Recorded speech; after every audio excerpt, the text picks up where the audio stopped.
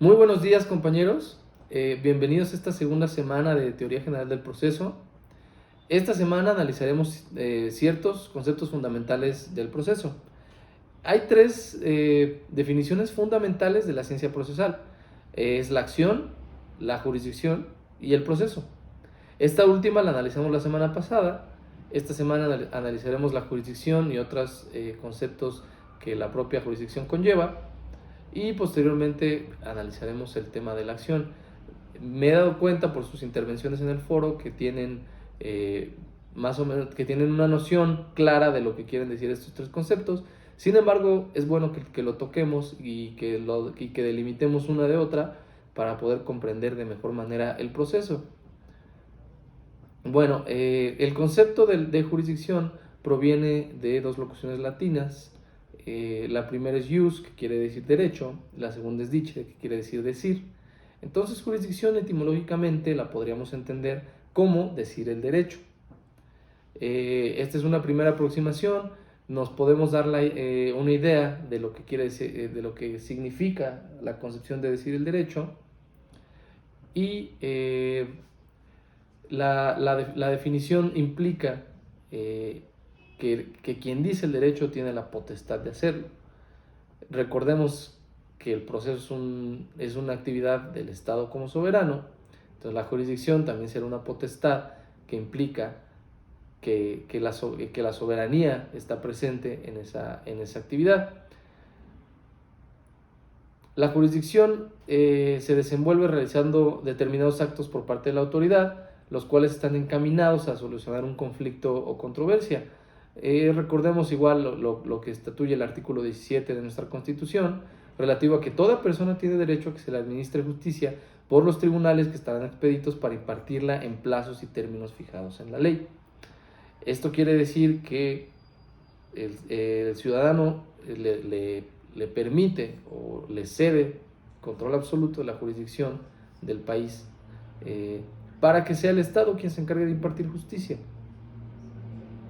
Ahora, Piero Calamandrei define la jurisdicción como aquella potestad o función que el Estado, cuando administra justicia, ejerce en el proceso por medio de sus órganos jurisdiccionales. Esta definición es muy completa y nos da una idea de cómo confluyen o cómo se relacionan el proceso y la jurisdicción. La jurisdicción es la potestad que el Estado ejercerá cuando en el proceso realiza diversas actividades. Ambas provienen de la soberanía, el proceso y la jurisdicción. Sin embargo, el proceso será ese conjunto de pasos y la jurisdicción será la potestad que tiene el Estado de actuar como Estado soberano dentro del proceso. Posteriormente analizaremos el tema de la división de la jurisdicción. Esta se puede dividir como entre tantos números de estudios del derecho hay. Sin embargo, analizaremos las más importantes. Tenemos la secular y la eclesiástica. La secular la entendemos como la terrenal o la que tenemos aquí. El secular viene de siglo y es la que entendemos como la que llevamos en un plano terrenal entre personas. Y la eclesiástica, como su nombre lo dice, se identificará más con un ámbito divino. En México, la jurisdicción eclesiástica no está contemplada. Sin embargo, hay países que sí la tienen contemplada, como por ejemplo el Vaticano. Otra clasificación que justamente retoma el maestro Cipriano Gómez Lara es aquella referida a la eficacia en su pronunciamiento, y de ella derivan la jurisdicción voluntaria y la jurisdicción contenciosa. La primera es aquella en la que se gestionan actos únicamente con efectos declarativos, es decir, no existe una controversia, no hay una litis, sino que el proceso involucra a una sola persona, denominada promovente, que acude ante el órgano jurisdiccional a que éste examine, certifique o defere algún hecho. Como ejemplo, les puedo poner una diligencia de apeo y deslinde, que quiere decir que es aquella diligencia cuando una persona acude ante el juez para que delimite bien su bien inmueble, porque no hay delimitaciones con los terrenos colindantes. O por ejemplo, el procedimiento de cambio de nombre. También ese es otro ejemplo de jurisdicción voluntaria. Otro ejemplo que tenemos, otro tipo de jurisdicción, disculpen, es la jurisdicción contenciosa, que es la que todos conocemos, es la que lleva implícita la existencia de una controversia y la que sí conlleva una litis, una pretensión por parte del actor, una pretensión contraria por parte del demandado, y al juez le tocará resolver quién tiene la razón. Otra clasificación se refiere a su ejercicio y define 4 tipos o clases: la jurisdicción propia, delegada, forzosa y prorrogable. La propia es la conferida por la ley a un determinado órgano de acuerdo a su función. La jurisdicción delegada es aquella que se ejerce por comisión de otra autoridad, como por ejemplo los exhortos, los despachos, que son aquellas comunicaciones donde un órgano jurisdiccional le pide realizar cierta diligencia a otro. La jurisdicción forzosa es aquella que debe conocer única y exclusivamente la autoridad sin que pueda ser delegada o prorrogada.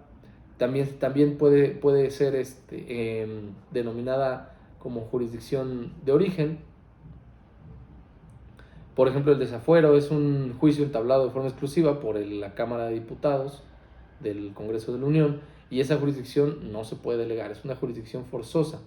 Y la jurisdicción prorrogable se puede atribuir a un juez que no la tiene y se actualiza en el momento en que las partes se deciden someter a la competencia de un juez distinto a aquel que deba conocer a la controversia. Lo que se prorroga es la competencia, no la jurisdicción. Más adelante vamos a entrar al tema de la competencia. Otra clasificación deriva de la organización política y conocemos que es la jurisdicción federal, la local y la concurrente. Como su nombre lo dice, la federal serán los órganos jurisdiccionales de la federación, que son los tribunales colegiados, los juzgados de distrito, el Poder Judicial de la Federación y todos sus órganos, el Consejo de la Judicatura, el Tribunal Electoral del Poder Judicial. Esas son los órganos del Poder Judicial a nivel federal. Y a nivel locales tenemos los órganos, los juzgados de primera instancia, los juzgados de apelación, que dependen del Poder Judicial estatal. Y jurisdicción concurrente será aquella en la que el actor y el demandado tendrán la potestad de decidir si quieren que sea el Poder Judicial Federal o el Poder Judicial local quien decida su controversia. Otro tipo de jurisdicción es la jurisdicción extraordinaria. Esta es aquella conformada por tribunales organizados de forma especial después de haberse suscitado los hechos que van a juzgarse. Este tipo de jurisdicción la quise poner como ejemplo porque precisamente en México está prohibida la jurisdicción especial. La propia Constitución, el artículo 17, indica que los tribunales encargados de la impartición de justicia deben haberse establecido previamente y no de manera posterior para juzgar una controversia. Sin embargo, históricamente, la jurisdicción extraordinaria más famosa son los llamados juicios de Nuremberg, organizados después de la Segunda Guerra Mundial para juzgar crímenes cometidos por los nazis. Al respecto hay una película muy buena y muy recomendable que, si tienen igual el tiempo de verla en la semana, es la película llamada Vencedores o Vencidos. Así la van a encontrar, estoy seguro que por ahí en internet puede aparecer, y es un claro ejemplo de jurisdicción extraordinaria, y además es un tema bien interesante si quieren estudiar un poco más a fondo temas de justnaturalismo, positivismo, si cierto derecho es legal pero es injusto. Es una película muy interesante que, si tienen oportunidad de ver, es muy muy recomendable. Bueno, pasemos a límites de la función jurisdiccional. Comencemos o partamos de la idea que no puede haber dos órganos públicos con una misma competencia, sea esta en razón de materia, de grado o de territorio. No es lo mismo que haya 5, 6, 7 juzgados de una misma materia, por ejemplo 10 juzgados civiles o 4 juzgados familiares, qué sé yo, porque incluso ahí la competencia se da alternada y esa competencia es administrativa, y el propio Consejo de la Judicatura, ya sea estatal o federal, es la que la va repartiendo. Entonces no hay dos órganos jurisdiccionales con la misma competencia. Incluso también por certeza y seguridad jurídica del justiciable, lo correcto es que la competencia quede bien delimitada y sepan ellos ante qué órgano jurisdiccional deben acudir. Por regla general, el primer límite de la jurisdicción es la soberanía de los estados. Como lo habíamos dicho anteriormente, la jurisdicción es una potestad soberana, por lo tanto la soberanía será aquel límite de qué tanto puedo o no puedo yo resolver como juez. Sin embargo, también la función jurisdiccional suele tener otros dos tipos de límites: los objetivos y los subjetivos. Objetivos se van a determinar por el tipo de litigios que pueden conocer los juzgadores de acuerdo a su competencia, lo que ya hablamos anteriormente, por grado, por territorio, etc. Y subjetivos, esos serán derivados de la situación jurídica en que se encuentran las personas que acuden a los órganos jurisdiccionales. Por poner un ejemplo, volvamos al ejemplo del fuero, a la inimputabilidad del derecho penal, por ejemplo. Ahora, el temario también prevé el acto jurisdiccional, legislativo y administrativo. Este tema es bien interesante. Recordemos a Montesquieu, que es un estadista y un teórico francés que partía de la hipótesis certera que todo hombre tiene poder, que todo hombre que tiene poder tiende a abusar de él. Entonces concibió su teoría de separación de poderes precisamente para evitar ese abuso y esa exageración de poder cuando una persona física lo tiene. Decía que el hombre era muy corrompible. Entonces propone que el poder contenga el poder, dividiéndolo, y entonces quien sea representante de un poder puede revisar, puede controlar a otro y así recíprocamente. Ahora, la distribución de funciones precisamente proviene de esta teoría de la división de poderes. Hay otros teóricos que hablan de la división de poderes además de Montesquieu, como por ejemplo Thomas Hobbes o Juan Jacobo Rousseau. Sin embargo, traigo a colación la división de poderes de Montesquieu porque es él quien habla de una contención del poder con el poder. Ahora, la distribución se soluciona mediante la premisa que el que hace las leyes no se ha encargado de aplicarlas ni de ejecutarlas. El que las ejecute no puede hacerlas ni juzgar su aplicación, y el que juzgue no las haga ni las ejecute. Entonces así surgen los tres conceptos o las tres divisiones que serían la legislación, la administración y la justicia. Ahora, hay que precisar que más que una separación de poderes, una división de poderes, se habla de separación de funciones, porque todas las funciones que llevan a cabo los órganos del Estado tienden a ser mezcladas o llegan a tener un carácter a veces ambivalente, por decir formalmente jurisdiccionales, porque las emite un órgano jurisdiccional, sin embargo es de carácter administrativo por su naturaleza, o igual el Congreso al momento de hacer reglamentos es una función legislativa porque propiamente la hace el Congreso, sin embargo es una función jurisdiccional porque tiene una forma de regular la conducta de los integrantes del propio Congreso. Bueno, entremos ahora sí al tema de la competencia. Comencemos con lo que prevé el artículo 16 de la Constitución, que por un lado pide que exista que para que exista un acto de molestia debe haber un mandato por escrito que esté bien fundado y motivado, y que la autoridad que lo haya dispuesto sea competente para hacerlo conforme a la ley. Pero, ¿qué es la competencia entonces? Bueno, la Suprema Corte de la Justicia de la Unión ha sostenido que las autoridades solo pueden hacer lo que les permite. Esta es una máxima que evidentemente llega a tener sus excepciones. Sin embargo, es la conocida garantía de legalidad. Entonces, la competencia es una condición que debe satisfacer no solo los juzgadores, sino todas las autoridades. La suma de facultades que la ley le da a una autoridad para ejercer ciertas atribuciones es la competencia. Entonces, si aplicamos este concepto al derecho procesal, podemos afirmar que en el campo procesal la competencia es la suma de facultades que la ley da al juzgador para ejercer su jurisdicción en determinado tipo de litigios o conflictos. Ya vamos hilando y mezclando los conceptos, y ya vamos viendo cómo jurisdicción es la potestad, la competencia será la suma de atribuciones o para ejercer la jurisdicción, y es por eso que entonces la competencia es un límite de la jurisdicción. Cipriano Gómez Lara señala que la competencia es la medida del poder o la facultad otorgada a un órgano jurisdiccional para entender de un determinado asunto. Entonces, el poder que le otorga la competencia a un órgano jurisdiccional será lo que defina qué va a conocer. La competencia puede ser por grado, como lo decíamos, la primera y la segunda instancia. Un órgano de segunda instancia no puede conocer de primera instancia. Incluso hay tesis y jurisprudencias que refieren que es incorrecto que el órgano de alzada se sustituya en las funciones de la primera instancia. Bueno, la competencia jurisdiccional puede manifestarse de dos formas, la objetiva y la subjetiva. La objetiva se refiere al órgano jurisdiccional en sí mismo. Esta se puede manifestar por razón de territorio, por razón de materia, por razón de valor o cuantía, por razón de grado y por razón de turno.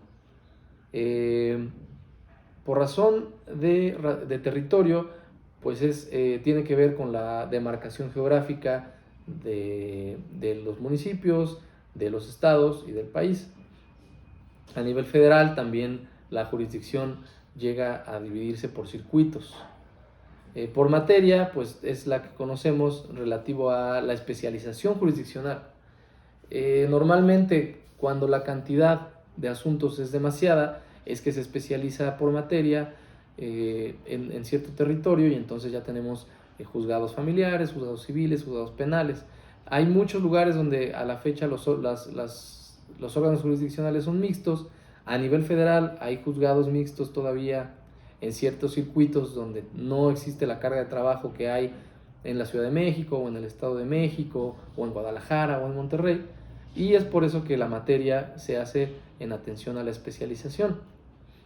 Valor o cuantía es atendiendo a la situación social o económica de ciertos asuntos donde no es necesario que un órgano jurisdiccional con el entramado de un juzgado como tal tenga que conocer, por ejemplo, de un pagaré de una cuantía mínima o de asuntos que no requieren tanta no atención, porque realmente la jurisdicción debe buscar ser perfecta en todo momento. Sin embargo, la cuantía sí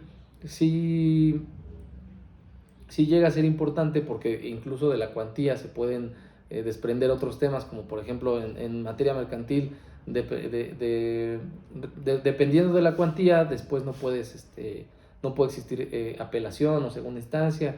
En fin, la cuantía tiene que ver con la cantidad o el valor del negocio. Grado se refiere a los órganos encargados del desempeño de la labor jurisdiccional, quien conoce en primera instancia, quien conoce en segunda, o sea, quien lo revisa. Y solo tenemos primera y segunda instancia. Yo considero que es incorrecto pensar que el amparo directo sea tomado propiamente como una tercera instancia, pues para mí y para muchos teóricos el amparo es un juicio aparte. Sin embargo, bueno, ya lo verán más adelante en sus clases de amparo.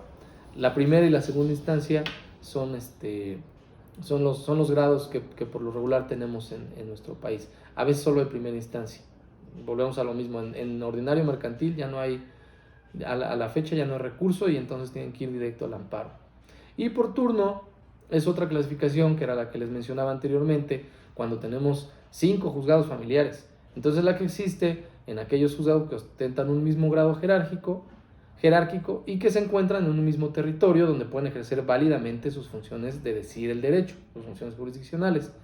Entonces esta se realizará como respuesta a la distribución de trabajo y se establece por el orden en que se presenten los asuntos en la oficialidad de partes, común o única para todos los juzgados. Insisto, este tipo de competencia es válida porque efectivamente no puede haber 2 órganos jurisdiccionales con la misma competencia. Posteriormente tenemos los conflictos de jurisdicción y cuestiones de competencia.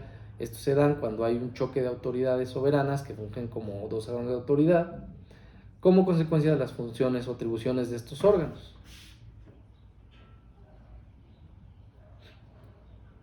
En el primer caso, puede pasar que dos órganos jurisdiccionales se disputen la competencia entre sí y ambos crean que ellos son los órganos competentes. Y por otro lado, hay conflictos negativos, que son cuando dos o más autoridades se niegan a aceptar la competencia para conocer de algún asunto. Por lo regular, cuando un órgano jurisdiccional no acepta la competencia y otro órgano jurisdiccional tampoco quiere o cree que tampoco es competente, un órgano superior es quien tiene que resolver dicho conflicto competencial. Bueno, respecto a las actividades del juzgador, no las vamos a tocar precisamente por cuestiones de tiempo. Sin embargo, pues es importante decir que las características del juzgador a través de los años se han ido modificando. Hay un decálogo del juez muy ilustrativo, que me parece que es de un tratadista uruguayo que se llama Eduardo Juan Couture, que es muy ilustrativo respecto a las características que debe tener un juzgador. Y aquí lo más importante que podemos decir es la formación jurídica, la probidad, la honestidad, la capacidad de interpretar, de razonar. Sin embargo, este tema es más teórico, y quiero avanzar con otros temas en este video. Respecto a la clasificación de los titulares de los órganos jurisdiccionales, en México tenemos dos tipos de titulares, que son los jueces y los magistrados. Dependiendo de las leyes orgánicas estatales y de la ley orgánica del Poder Judicial, se delimitará las instancias que uno y otro resuelven. ¿Quién va a decir quién es el...? Por regla general, los jueces resuelven primeras instancias y los magistrados conocerán de apelaciones y recursos de segunda instancia respecto de lo decidido por los jueces. Ahora, el término juez es un término general y no es incorrecto referirse a un magistrado como un juez, porque finalmente es un juzgador que dice el derecho. Sin embargo, en la práctica, a un juez se le reconoce como a un juzgador de primera instancia y a un magistrado como un juzgador de segunda instancia. Otro punto a destacar es que por lo regular los jueces actúan de manera individual y los magistrados lo hacen en forma colegiada, es decir, 3 o más personas. ¿Por qué 3? Porque debe haber un voto de calidad en caso de que en una discusión de un asunto no se pongan de acuerdo 2 juzgadores. Sin embargo, también la regla general tiene sus excepciones, como en el caso de los tribunales unitarios de circuito de materia de amparo. Estos tribunales se constituyen de un solo magistrado y revisarán juicios de orden federal y también revisiones de juzgados de distrito en las diferentes materias. Por ejemplo, los juicios civiles federales, los juicios penales federales, los revisa un tribunal unitario. Es un tribunal de alzada para los juzgados de distrito. Bueno, avancemos a los impedimentos, excusas o recusaciones. Son limitaciones de la competencia, es decir, el deber de la imparcialidad y objetividad al momento de dictar las determinaciones de los jueces es lo que delimita la competencia. Si un juez tiene competencia, pero tiene amistad o enemistad o parentesco con algunas de las partes, entonces esta competencia se puede ver limitada, pues ya no sería objetivo el criterio del juez. Entonces, entre los impedimentos tenemos la excusa y la recusación. La excusa se actualiza cuando es el propio titular del órgano jurisdiccional quien sabe de la existencia de un impedimento y entonces se excusa de conocer del mismo. En este caso, cuando es un órgano colegiado, pasa a la ponencia de otro magistrado, y cuando es un juzgado, la competencia se pasa a otro juzgado del mismo grado. Y bueno, eso sería todo por esta semana respecto al tema de la jurisdicción, respecto al tema de la competencia. Espero que les haya quedado claro. Me gustaría que me externaran sus dudas a través de la plataforma, que me indicaran si quisieran que toque más a profundidad algún tema, que les recomiende alguna bibliografía. Agradezco mucho a los que lo han hecho. Agradezco también mucho sus participaciones en el foro. Es muy enriquecedor para todos, para mí también, para ustedes, para sus compañeros, el hecho de que analicen un tema.